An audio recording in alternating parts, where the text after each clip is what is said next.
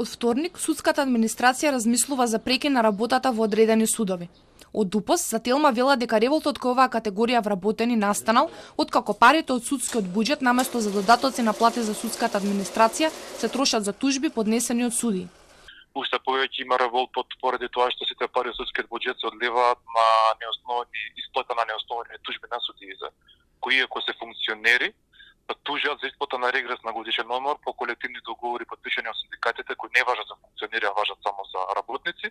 И сега најново по тужби исплата на средства, по тужби за спогодби во кои што судиите изрично имаат подпишано дека нема да тужат, а најновото е по одлуката на судскиот буџетски совет за исплата на јубилејни награди за судии, одлагање на барање за исплата на јубилејни награди за вработените. Поради сите овие проблеми додава дека нема доволно финансиски средства за судскиот буџетски совет. Не е донесена ниту одлуката за исплатата на додатоци на плата, која е предвидена за крај на оваа година и треба да биде исплатена кон судската служба. Ова последна одлука ја преличашата. Незадоволството е многу големо моментално во сите судови. Нашите колеги и членови на синдикатот се јавија уште во петокот поведнаш понесењето на одлука дека се спремни да прекинат со работа, почнувајќи од вторник.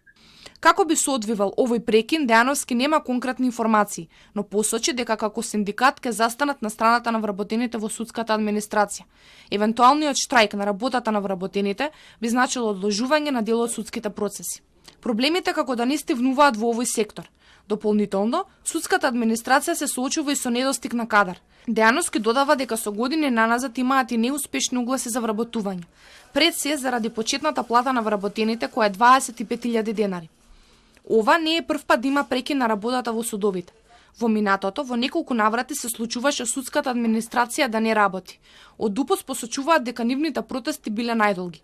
Во 2016 година трае околу 3 месеци, а исто толку во 2023 година во обвинителството. Дејановски тврди дека ниту една влада досега не успела да ги слушне проблемите на вработените во овој сектор.